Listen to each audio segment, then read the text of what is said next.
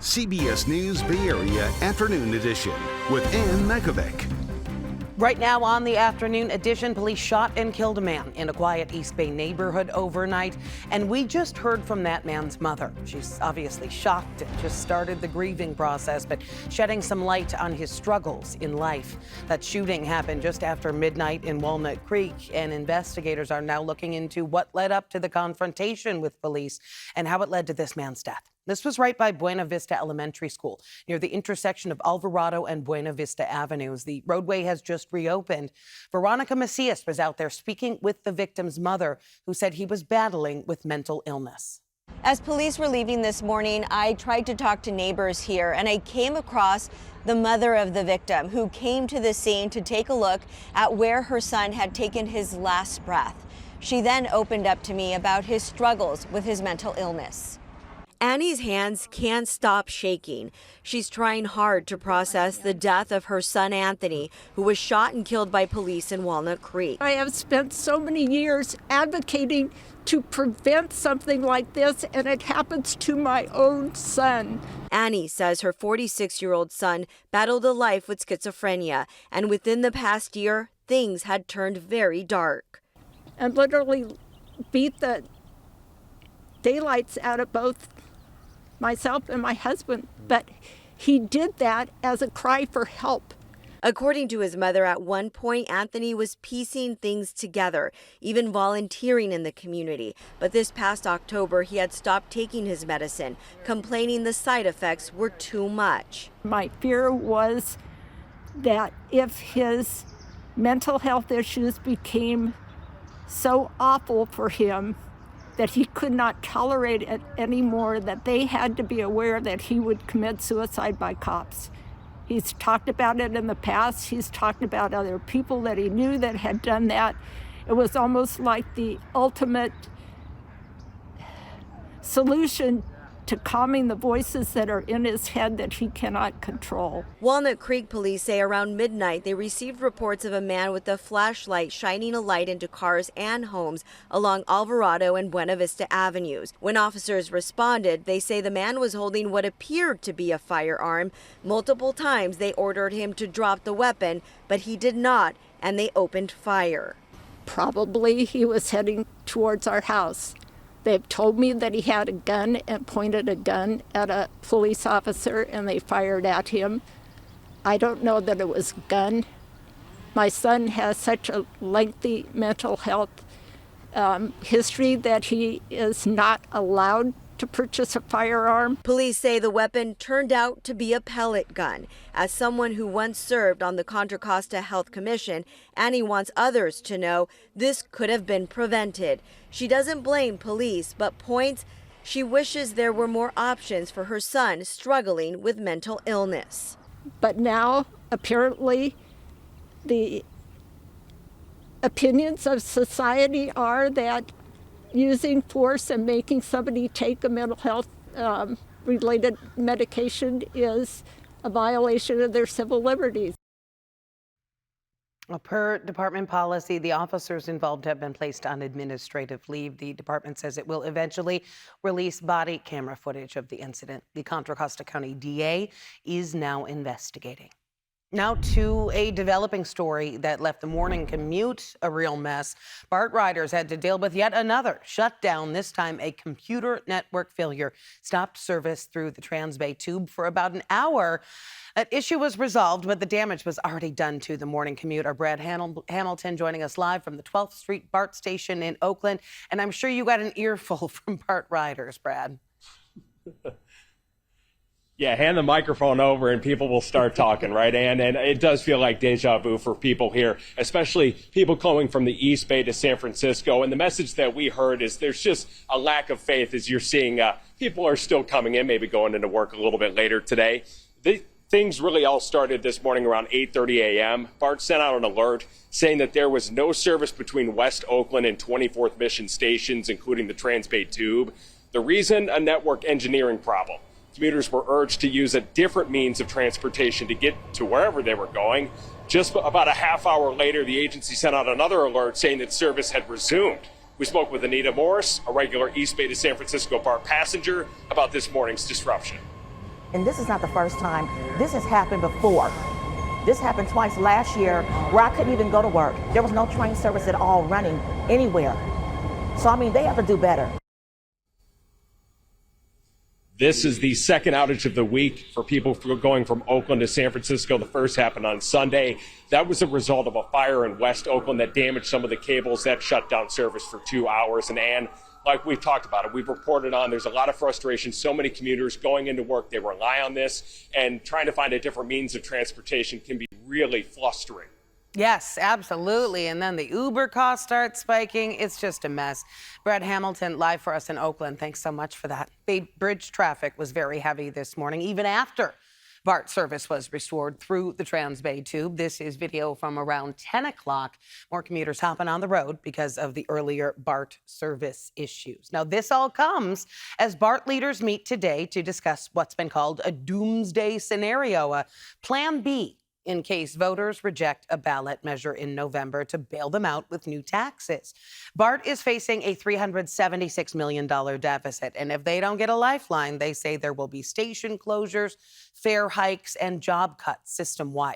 BART did update its contingency plan, though, if that ballot measure fails.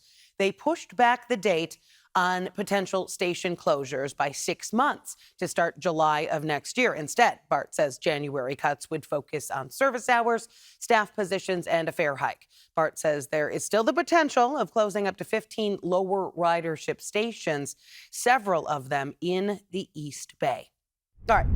First alert weather now. Fog has certainly been the story throughout the morning, and that's disrupted some travel plans. Here's a live look at SFO. People experiencing some delays for both departures and arrivals because of low ceilings.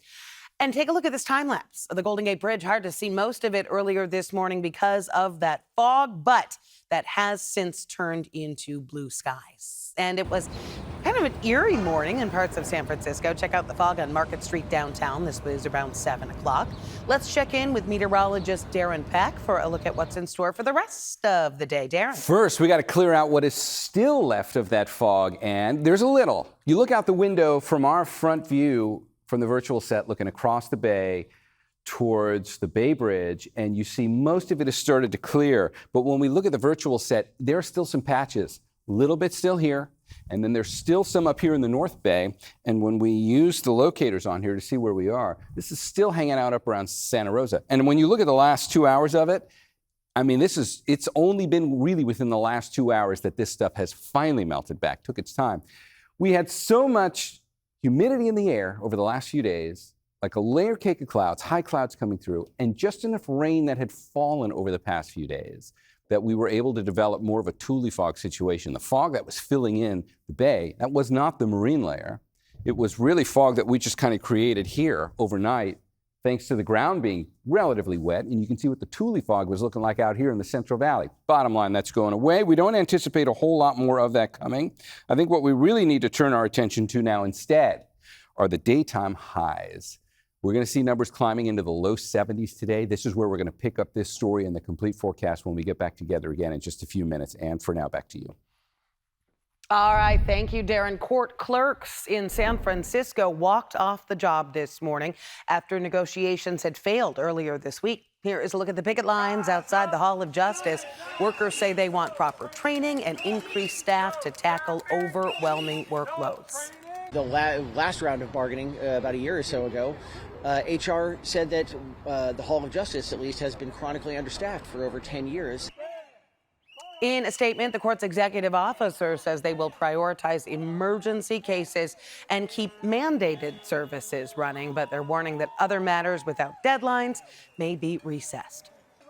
After a tense meeting, Oakland Unified moving ahead with the plan to cut more than 400 jobs to deal with a $100 million budget deficit. The divided school board approved the layoffs in a 5-2 vote. The cuts include a wide range of staff positions, including social workers and counselors. This comes as the district tries to avoid running out of cash next year and risking a state or county takeover. By voting now, the board meets a state deadline to send layoff notices out for next school year, whether or not that comes to fruition. But teachers in Oakland have already authorized a strike. They have not set a date. Their union is back at the negotiating table today. District officials say about 80% of the budget goes to staff, and they argue they had few options left. The district also looking at other cost-saving steps, including reducing maintenance, closing off unused space in some schools, and consolidating some transitional kindergarten classrooms. Another East Bay school district also bracing for deep cuts to close a multi-million-dollar budget gap. West Contra Costa Unified's board approved about $42 million in cuts after an emotional meeting that stretched past midnight. The board approved several motions, each dealing with cuts to different positions. We're still working to confirm how many jobs could be impacted.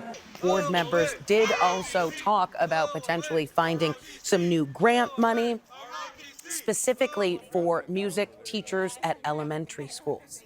In Berkeley, teachers might avoid a strike after the union reached a tentative deal with the Berkeley Unified School District. That's a 2-year agreement that includes ongoing 3% raises, a one-time bonus, and an increased contribution toward health benefits. The deal still needs to be ratified by the union and the school board. And new developments in a tragic North Bay crash. The father of one of the 4 teens killed in Woodacre last April is now suing Marin County. The Marin Independent Journal reporting that the suit claims dangerous road conditions on San Geronimo Valley Drive and the 17-year-old driver's unsafe speed contributed to the SUV leaving the road and hitting a tree. In the South Bay, San Jose is starting the process of clearing out one of its largest homeless encampments. Coyote Meadows, once known as the Jungle, is a big piece of city-owned land that's home to about 100 people without homes. On Wednesday, people there were told the site will be cleared starting April 15th. City posting notices in several languages, and they had staff on site offering interim housing. New at noon, the race for the governor's seat is in a statistical gridlock. That is according to a new statewide survey by the Public Policy Institute of California. A poll of likely voters found 5 candidates in very close competition in the top 2 gubernatorial primary. We're going to be voting on that in June. Republican former Fox News host Steve Hilton led all candidates, followed by former Democratic Representative Katie Porter and Republican Riverside County Sheriff Chad Bianco. Democratic East Bay Representative Eric Swalwell and billionaire philanthropist Tom Steyer, also a Democrat, rounded out the top tier of gubernatorial candidates. It is going to be an interesting race. Also, former Health and Human Services Secretary Javier Becerra fell outside of the top 5. Pollsters say that the survey was conducted too early to tell if late entrant San Jose Mayor Matt Mahan is truly an outsider. Yeah, it is going to be a hot race. Still ahead at noon, as a landmark social media addiction trial plays out in Southern California, the new tool Instagram is introducing to help strengthen safety for teens on the platform. Plus, there are the hints for this year's lineup at Outside Lands. We're going to hear some of the top guesses before the music festival's big reveal. A new tool for parents trying to deal with social media. Instagram will start alerting them if their teenagers repeatedly try to search for suicide or self-harm content on the app. Those alerts will only go out when parents are using Instagram supervision tools. Company says it already blocks that material for teens and will keep directing them to crisis hotlines and other mental health resources instead. But we know it's easy for some of that to slip through the cracks. eBay is laying off about 800 workers, about 6% of its global workforce. No word on how many of those jobs are here in the Bay Area. Company is based in San Jose. They say in a statement that the cuts are meant to better align its staff with strategic priorities, but they add they will keep hiring in key growth areas.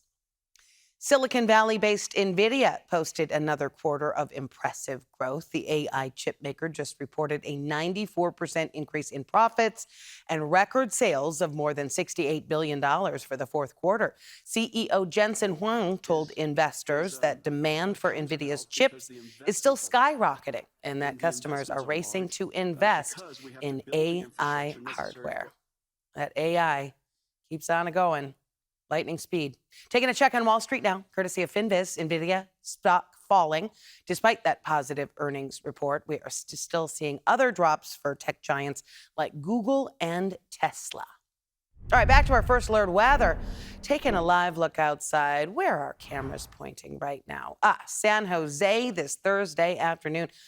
Generally blue skies. Meteorologist Darren Peck here to tell us what we can expect for the rest of the day. More of that, and 70s for just about everybody today. We're looking at that in the last visit. That's probably headline number one in this forecast. Now that the fog's melted away and we're not driving through pea soup anymore, there's no more dense fog advisory. We also track the melting back of the marine layer in the last visit. So what we need to look at now, I'll show you the daytime highs again, but I want you to see that little area of low pressure right off the coast. I'm going to put the forecast into that. There's rain in that, and that is going to get caught up in a flow that wants to bring some of it to northernmost California by the time we get into tomorrow.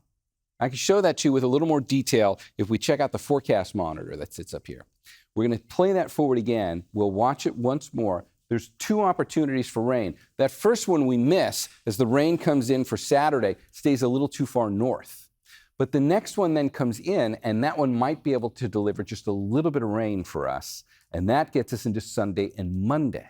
Don't have a lot, but plan on the possibility for a few light showers as we get into Sunday late, going into Monday. And then that should probably be it for a little while. I don't see anything that looks too promising after that. You look at the forecast for how much rain we might get where you can measure it, and what happens on the Sunday system turns out to be about 1/10 of an inch of rain for the North Bay, maybe about 1/4 of an inch of rain tops. So not a significant rainmaker for us, but still, considering it'll be rain, want to make sure you're aware and ready for that as it approaches. Let's talk about the temperatures one more time. Today's numbers are not setting records, but they are going to be just about 10 degrees above average. You probably noticed it yesterday already. We were feeling pretty warm out there. Today will be a few degrees warmer than that. You can see the number for Santa Cruz will be right on the verge of 70. Numbers in Morgan Hill will be close to that. Monterey, your number is going to be the same as Santa Cruz. And then when you work your way up north from there, you go to the North Bay, check out the numbers up there for Santa Rosa. Your numbers will go to the low 70s. One thing to look at, since we've got that live window up there right now, and we are looking out on our window on the bay, you can see what is still left of the marine layer. Let's transition that just to show you where the clouds are on here now. What you're seeing out the window is just this one little last remnant patch of marine layer that's just persisting and hanging on. I really don't anticipate it to last much longer. That's going to melt back. So the view out the window is a very limited example right now of what it looks like for the majority of us. Those clouds have a very short shelf life in them. There's not much to go there. Let's get into the 7-day forecast, see how that's going to play out for us. There's a small chance of rain by early next week. We talked about that. That's going to show up right about here on the Sunday into Monday. Count on about 1/10 of an inch of rain. That is about it. And back to you. All right, thank you, Darren. Coming up, it is part of the fun ahead of the Outside Lands Music Festival. The new clues from organizers before they reveal this year's lineup.